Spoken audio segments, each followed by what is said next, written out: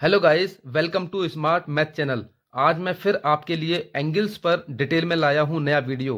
It is very important topic for you. तो guys, हम discuss करेंगे व्हाट इज एंगल, यानी एंगल के बारे में। Adjacent angles, vertically opposite angles, interior and exterior angles, etcetera etcetera. तो गाइस, ये एक ऐसा टॉपिक है जिससे किसी भी एग्जाम में क्वेश्चन आना कन्फर्म है। तो गाइस, हम सीखते हैं एंगल क्या होता है। तो guys, angle, what is angle? तो जब टू रेज और लाइन सेगमेंट एक कॉमन पॉइंट पर मिलते हैं, जब टू रेज और लाइन सेगमेंट एक कॉमन पॉइंट पर मिलते हैं, तो उस कॉमन पॉइंट को वर्टेक्स बोलते हैं। और उन दोनों रेज या लाइन सेगमेंट को उस एंगल की साइड्स या आर्म्स या भुजाएं कहते हैं। तो एक भुजा से दूसरे भुजा के इंक्लाइनेशन को ही एंगल कहते हैं। यानी एक भुजा ये हो गई ओ ए और एक ओ बी हो गई। दोनों भुजाओं के बीच का जो इंक्लाइनेशन है, ये आप देख सकते हो, ये इंक्लाइनेशन है। इस इंक्लाइनेशन को ही एंगल कहते हैं और इसे प्रोट्रैक्टर की हेल्प से डिग्री में मेजर करते हैं। जैसे आप इसको ले सकते हो, ये 45 लिख दिया, तो डिग्री कैसे लिखोगे? इसके ऊपर जीरो बना देना है एक। ये 45 डिग्री का एंगल हो गया, इसका ये मैग्नीट्यूड हो गया। ठीक है। जैसे you can see in this figure, line R S और लाइन आर क्यू दोनों रे हैं, या लाइन बोलो या लाइन लाइन सेगमेंट तो नहीं होगा। तो इन दोनों के बीच में दो, ये जो इंक्लाइनेशन है, इसी को हम एंगल बोलेंगे। इसको मेजर करेंगे तो ये लगभग 120 का होगा और इसकी यूनिट होती है डिग्री। किसी भी एंगल की डिग्री, वो यूनिट डिग्री होती है। तो 120 डिग्री का ये एंगल हो गया, तो इसी को हम एंगल कहते हैं। नेक्स्ट है एडजासेंट एंगल। तो एडजासेंट एंगल्स क्या होता है? कोई दो एंगल जब एडजासेंट होते हैं, जब उनकी एक कॉमन आर्म यानी ये दो, जैसे ओ ए ये लाइन हो गई या ये भुजा हो गई, एक ओ सी भुजा हो गई। अब इन दोनों के बीच में एक कॉमन आर्म है, एक कॉमन भुजा है ओ बी। ठीक है। तो जब उनकी एक कॉमन आर्म और कॉमन वर्टेक्स होते हैं, और दोनों नन कॉमन आर्म, ये और ये दोनों नन कॉमन आर्म जो होती हैं, वो कॉमन आर्म के दोनों ओर होती हैं, एक इस तरफ और एक इस तरफ। तो इस फिगर में एंगल ए ओ बी आप देख सकते हो। इस फिगर में एंगल ए ओ बी और एंगल सी ओ बी, देख रहे हो? एंगल ए ओ बी और एंगल सी ओ बी की एक कॉमन आर्म ओ बी है। इसकी कॉमन आर्म कौन सी हो गई? एक ओ बी हो गई। इसको हम बोल सकते हैं दोनों की कॉमन आर्म ओ बी, और एक कॉमन वर्टेक्स ओ है। ये वर्टेक्स हो गया, ये ओ, ये वर्टेक्स हो गया, ये कॉमन वर्टेक्स ओ हो गया। तो ये दोनों एंगल्स एडजासेंट एंगल्स होंगे, एक ये एंगल और ये एंगल, क्योंकि इन दोनों एंगल की एक कॉमन आर्म है ओ बी। दोनों के साथ बनाते हैं, एक एंगल ये और एक एंगल ये, दोनों एक ही भुजा के साथ एंगल बन रहे हैं, इसलिए इन दोनों एंगल्स को एडजासेंट एंगल्स बोलेंगे। ये आपस में एडजासेंट होंगे। अब बात करते हैं वर्टिकली अपोजिट एंगल्स। तो वर्टिकली अपोजिट एंगल्स क्या होते हैं? जब दो लाइंस या लाइन सेगमेंट या रेज, आप देख सकते हो दो लाइन हैं पी क्यू और आर एस, या फिर लाइन सेगमेंट भी हो सकती हैं या फिर रेज भी हो सकती हैं। ठीक है। तो जब दो लाइंस, लाइन सेगमेंट या रेज आपस में इंटरसेक्ट करती हैं, यहां पर इंटरसेक्ट कर रही हैं, तो आपस में इंटरसेक्ट करती हैं या आपस में काटती हैं, तो उसमें बने कॉमन वर्टेक्स पर एंगल्स एक दूसरे के अपोजिट होते हैं, उन्हें ही वर्टिकली अपोजिट एंगल्स कहते हैं। जैसे अब ये दोनों लाइन हो गई, आपस में एक ही वर्टेक्स पॉइंट, ये जो ओ है, इस पर काट रही हैं। ठीक है। तो you can see in this figure, line P Q और line R S point O पर इंटरसेक्ट या काटती हैं, और ये चार एंगल बनाती हैं, यानी 4 एंगल्स बनाती हैं। एंगल 1, एंगल 2, एंगल 3 और एंगल 4। ये 4 एंगल हो गए, एंगल 1, एंगल 2, एंगल 3 और एंगल 4। ये 4 एंगल्स बनाती हैं। But guys, vertically opposite angles बराबर या इक्वल होते हैं। कैसे होते हैं ये देखो, ये मैं आपको बताता हूं, ये एक इंपॉर्टेंट पॉइंट है। ठीक है। कोई भी वर्टिकली अपोजिट एंगल्स होगा वो आपस में इक्वल होंगे, और इस पर क्वेश्चन लगभग आता ही आता है। देखते हैं कैसे। तो आप देख रहे हो कि लाइन पी क्यू ले लो या लाइन आर एस ले लो, ठीक है, लेकिन इसमें 1 और 4 एंगल हैं तो हम इसको लेते हैं लाइन आर एस। आप देख रहे हो लाइन आर एस ये एक स्ट्रेट लाइन है, तो ऑब्वियसली इस पर ये 180 डिग्री का एंगल होगा, यहाँ से लेके यहाँ तक पूरा 180 डिग्री का एंगल होगा, ठीक है। तो एंगल 1 हम बोल सकते हैं angle 1 plus angle 4 is equal to 180 degree, यानी angle 1 plus angle 4 is equal to 180 degree का होगा। इसको हम क्या बोलेंगे, इसको लीनियर पेयर भी बोलते हैं हम लोग, ठीक है, लीनियर पेयर। ये एंगल लीनियर पेयर हैं, ठीक है। और अब हम इसको ले सकते हैं एंगल 1 और 2 को, ये भी तो एक line P Q straight line है, तो ये भी 180 डिग्री का एंगल होगा यहाँ से लेके यहाँ तक। अब 180 डिग्री का होगा तो angle 1 plus angle 2 is equal to 180 degree होगा। Okay, angle 1 plus angle 2 is equal to 180 degree, ये भी लीनियर पेयर होगा, लीनियर पेयर, ठीक है। अब ये दोनों हो गए, दोनों को हम इक्वल कर देंगे क्योंकि ये भी 180 डिग्री ये भी 180 डिग्री। तो angle 1 plus angle 4 is equal to angle 1 plus angle 2। तो एंगल 1 से एंगल 1 कट गया, तो angle 4 is equal to angle 2। ये आपका क्या हो गया, प्रूफ हो गया, ठीक है।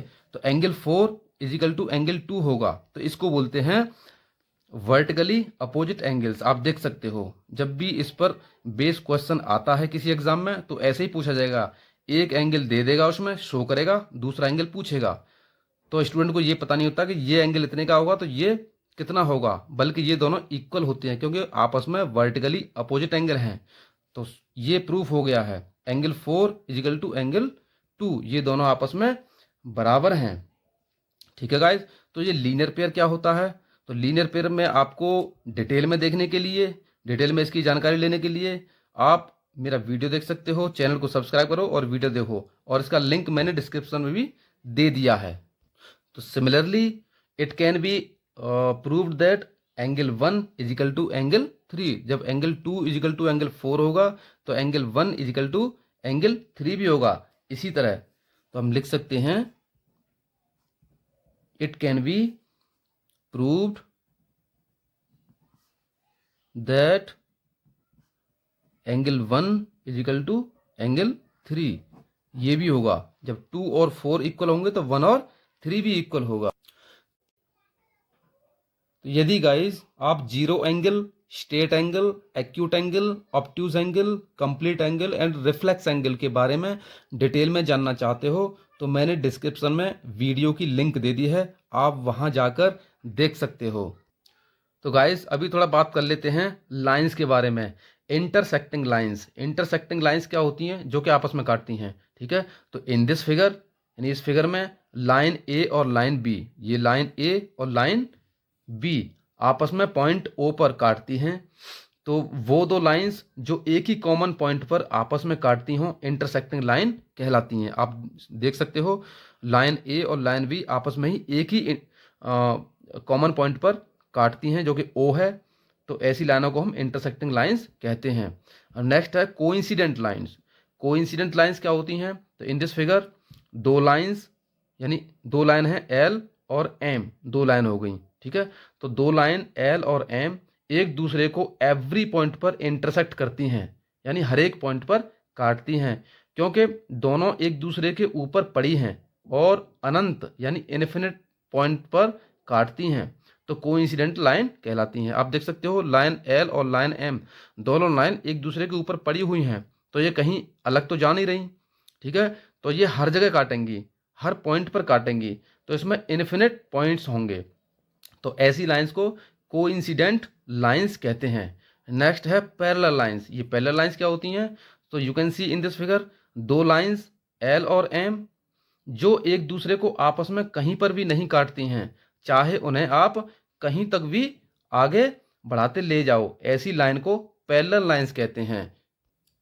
तो गाइस आप यदि आप रे, लाइन या लाइन सेगमेंट के बारे में स्टडी करना चाहते हो तो मैंने डिस्क्रिप्शन में उसका भी लिंक दे दिया है, आप वहां जाकर वीडियो देख सकते हो।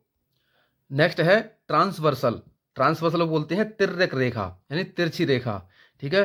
तो एक लाइन या रेखा जो अलग अलग बिंदुओं पर या डिस्टिंक्ट पॉइंट्स पर एक या अधिक रेखाओं को काटती है, एक ट्रांसवर्सल या तिर्यक रेखा कहलाती है। आप देख सकते हो, you can see in this figure, दो लाइन हैं, लाइन ए और लाइन बी।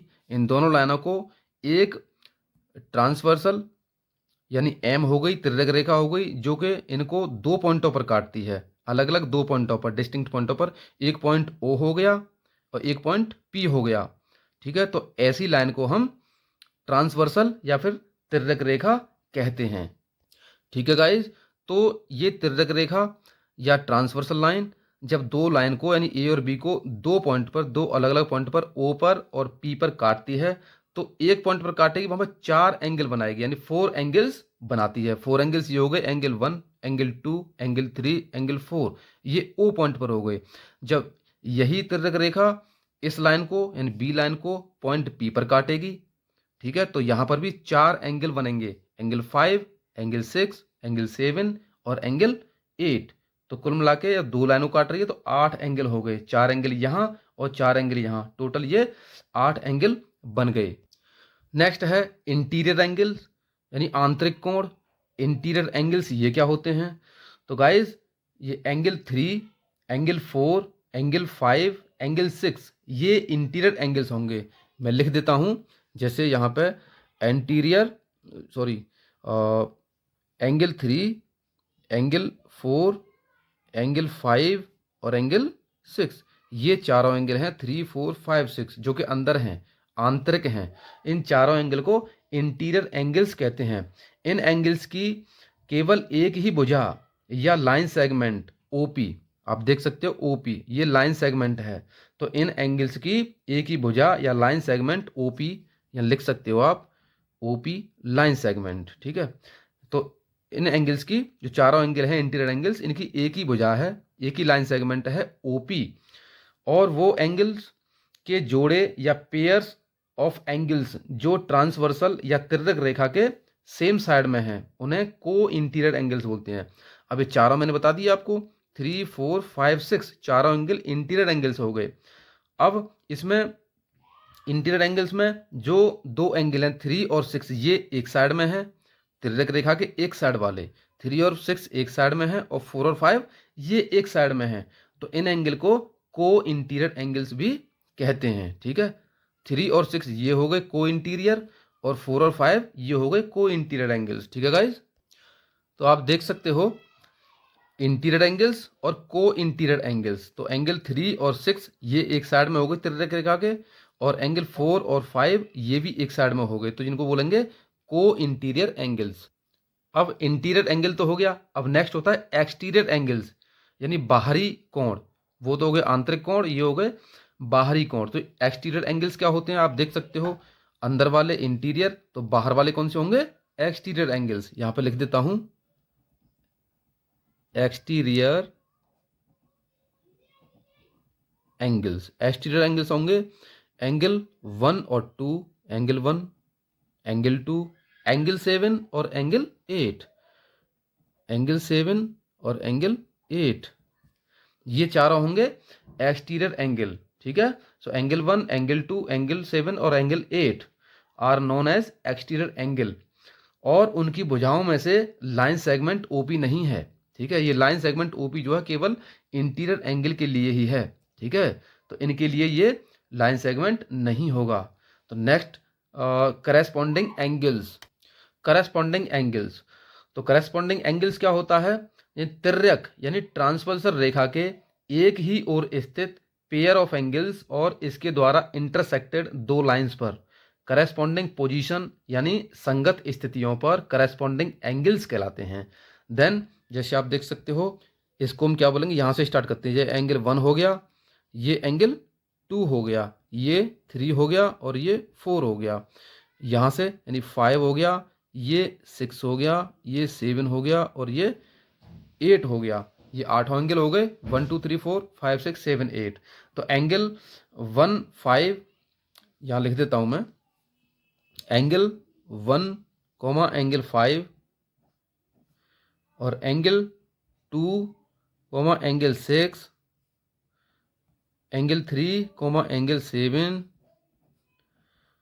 और एंगल 4 कोमा एंगल 8, ये चारों हो गए। एंगल 1 और 5, angle 2, angle 6, angle 3, angle 7, angle 4 और एंगल 8। तो ये चारों पेयर हैं एंगल्स के, तो यानी 4 पेयर्स ऑफ करस्पॉन्डिंग एंगल्स होंगे। ठीक है, ये चारों, ये पेयर हो गया एक ये पेयर, एक ये पेयर, एक ये पेयर, ये 4 पेयर्स ऑफ एंगल्स हो गए। ये 4 pairs of angles he corresponding angles होंगे जो आपस में करस्पॉन्डिंग हैं। नेक्स्ट, अल्टरनेट इंटीरियर एंगल यानी वैकल्पिक आंतरिक कोण, ये क्या होता है? तो आपने करस्पॉन्डिंग एंगल्स को समझ लिया है, एक बार फिर बता देता हूं। यानी करस्पॉन्डिंग एंगल्स यानी वो दो एंगल्स जो आपस में करस्पॉन्ड हैं। ठीक है, यानी एंगल 1 एंगल 5 के करस्पॉन्डेंट होगा, है एंगल 2 एंगल 6 का होगा, एंगल 3 एंगल 7 का होगा और एंगल 4 एंगल 8 का होगा। तो ये पेयर बनेंगे, 4 पेयर हो गए। यही 4 पेयर ऑफ एंगल्स यानी करस्पॉन्डिंग एंगल्स होंगे। ठीक है, नेक्स्ट अल्टरनेट इंटीरियर एंगल्स यानी वैकल्पिक आंतरिक कोण, ये क्या होते हैं? तो वैकल्पिक आंतरिक कोण या अल्टरनेट इंटीरियर एंगल्स तिर्यक रेखा के या ट्रांसवर्सल लाइन के अपोजिट साइड्स पर इंटीरियर एंगल होते हैं। जैसे अब आप देख रहे हो, अब इसमें इंटीरियर कौन से हैं? ये यानी 3 4 5 6, ये चारों एंगल इंटीरियर जो मैंने पहले पढ़ा दिया है अभी। तो ये चारों क्या हो गए? इंटीरियर एंगल्स हो गए। अब ये इंटीरियर एंगल्स हो गए तो अपोजिट साइड्स पर होंगे, तिर्यक रेखा के अपोजिट साइड्स पर जो इंटीरियर एंगल्स होंगे वही क्या कहलाएंगे? Alternate interior angles. यानी 3 का 5 होगा और 4 का 6 होगा। यहाँ पे आप देख सकते हो, जैसे मान लीजिए ये 3 है, एंगल 3, तो ये फिर एंगल इंटीरियर तो लेना है, इंटीरियर एंगल ये 5 हो गया। 3 और 5 ये आपस में क्या होंगे? अल्टरनेट इंटीरियर एंगल या वैकल्पिक आंतरिक कोण। तो ये 4 होगा तो फिर ये 6 होगा। ठीक है, ये आपस में होंगे। तो इसका कौन सा युग्म या पेयर बन गया? यानी एंगल 3 कोमा एंगल 5, एक तो ये हो गया, दूसरा हो गया एंगल 4 और एंगल 6, क्योंकि यही चारों एंगल इंटीरियर एंगल हैं। ठीक है, अभी नेक्स्ट ये तो हो गया अल्टरनेट इंटीरियर एंगल। अब एक्सटर्नल भी होते हैं, अल्टरनेट एक्सटीरियर एंगल। तो अल्टरनेट एक्सटीरियर एंगल्स ये तिर्यक रेखा या ट्रांसवर्सल लाइन के अपोजिट साइड्स पर एक्सटीरियर एंगल होते हैं। पहले वाले वो इंटीरियर एंगल होते थे, ये एक्सटीरियर एंगल होते हैं। जैसे आप देख सकते हो, अब ये तिर्यक रेखा है, ठीक है, ये दोनों लाइन हो गई। अब इस पर ये 1 2 यानी एंगल 1 एंगल 2 एंगल 7 एंगल 8 ये एक्सटीरियर है ना, तो ये एंगल ही अल्टरनेट एक्सटीरियर एंगल्स होंगे। जैसे आप बोल सकते हो 1 का 7 होगा और 2 का 8 होगा। एंगल 1 कोमा 7 एंगल 7 हो गया, ये एक पेयर हो गया, और एक एंगल 2 कोमा एंगल 8, ये आपस में हो गए 2 पेयर। तो यही आपस में अल्टरनेट एक्सटीरियर एंगल होंगे जो कि बाहर वाले हैं। एंगल 1 एंगल 7 का होगा, एंगल 2 एंगल 8 का होगा। तो 1 2 7 8 ये चारों अल्टरनेट एक्सटीरियर एंगल्स होंगे। ठीक है गाइज, तो अभी आपने सीखा कि यदि एक तिर्यक रेखा दो लाइन को काटती है तो एंगल्स क्या और कैसे होंगे, वो मैंने आपको टॉपिक कवर कर दिया है, सब कुछ मैंने आपको बता दिया। ठीक है, बट गाइस अभी मैं बताऊंगा कि यदि एक तिर्यक रेखा, एक ट्रांसवर्सल लाइन, ठीक है, एक ट्रांसवर्सल लाइन जो कि पैरेलल लाइंस को काटे, पहले किसको काट रही थी? वो लाइन कैसी भी हो, ये पैरेलल तो नहीं है, लाइन ए और लाइन बी पैरेलल नहीं है ये, बट अभी क्या करना है, ये एक तिर्यक रेखा दो पैरेलल लाइन को इंटरसेक्ट करेगी, काटेगी, तो फिर एंगल्स समरूप या फिर कॉन्ग्रुएंट होंगे और इक्वल होंगे। ठीक है guys, that is angle 1 is equal to angle 5, angle 2 is equal to angle 6, angle 3 is equal to angle 7 और angle 4 is equal to angle 8। ठीक है गाइस, तो मैं लिख के ही बता देता हूँ। जैसे यहाँ पे angle 1 is equal to angle 5 comma angle 2 is equal to angle 6, angle 3 is equal to angle 7 और angle 4 is equal to angle 8। ठीक है, ये तो हो गए करेस्पॉन्डिंग एंगल्स। अब अल्टरनेट इंटीरियर एंगल्स का जोड़ा भी कॉन्ग्रुएंट होता है। ठीक है, ये हो गए। जैसे एंगल 3 इजिकल टू एंगल 5 और एंगल 4 इजिकल टू एंगल 6। यहाँ पे लिख देता हूँ एंगल 3 इजिकल टू एंगल 5 और एंगल 4 इजिकल टू एंगल 6। ये हो गए आपके, यानी चारों एंगल क्या है, इंटीरियर हैं ये, 3 4 5 6। तो 3 इजिकल टू 5 होगा और 4 इजिकल टू 6 होगा। ये क्या हो गए, अल्टरनेट इंटीरियर एंगल्स। ये उनके जोड़े हो गए जो कि आपस में कॉन्ग्रुएंट होंगे और इक्वल होंगे। ठीक है, नेक्स्ट है, यानी each pair of interior angles on the same side of the transversal is supplementary. अब सप्लीमेंट्री का वीडियो मैंने आपको पहले ही बना दिया है। सप्लीमेंट्री क्या होता है, दो एंगल्स यानी उनका सम क्या होगा 180 डिग्री। ठीक है, that is angle 3 plus angle 6 is equal to 180 degree, यानी एंगल 3 प्लस एंगल 6। देखो angle 3 plus angle 6 is equal to 180 degree. ये एंगल 3 हो गया। एंगल से अभी इंटीरियर के बारे में बात चल रही है। Angle 3 plus angle 6 is equal to 180 degree. ठीक है, और एंगल 4 प्लस एंगल 5, ये angle 4 plus angle 5 equal to 180 degree. ठीक है, नेक्स्ट है each pair of alternate exterior angles is congruent, that is angle 1 is equal to angle 7। यहाँ ले लेता हूँ एंगल 1 इजिकल टू एंगल 7। यहाँ देख सकते हो एंगल 1, अब ये एक्सटीरियर की बात चल रही है, वो इंटीरियर की थी। अब ये अल्टरनेट एक्सटीरियर एंगल्स, यानी 1 2 7 8, ये चार एंगल कौन से हो गए, alternate exterior angles. So each pair of alternate exterior angles is congruent, that is angle 1 is equal to angle 7, angle 2 equal to angle 8, angle 8, ये आपस में इक्वल होंगे। तो गाइज यहाँ पर आपका लाइन सेगमेंट, रे और एंगल्स का टॉपिक कंप्लीट हो गया है। यदि आप इन सब के बारे में डिटेल स्टडी करना चाहते हो तो चैनल को सब्सक्राइब करो और सभी वीडियो देखो। और यदि आपको वीडियो अच्छा लगा हो तो प्लीज़ लाइक और शेयर ज़रूर कर दें। Thank you for watching this video.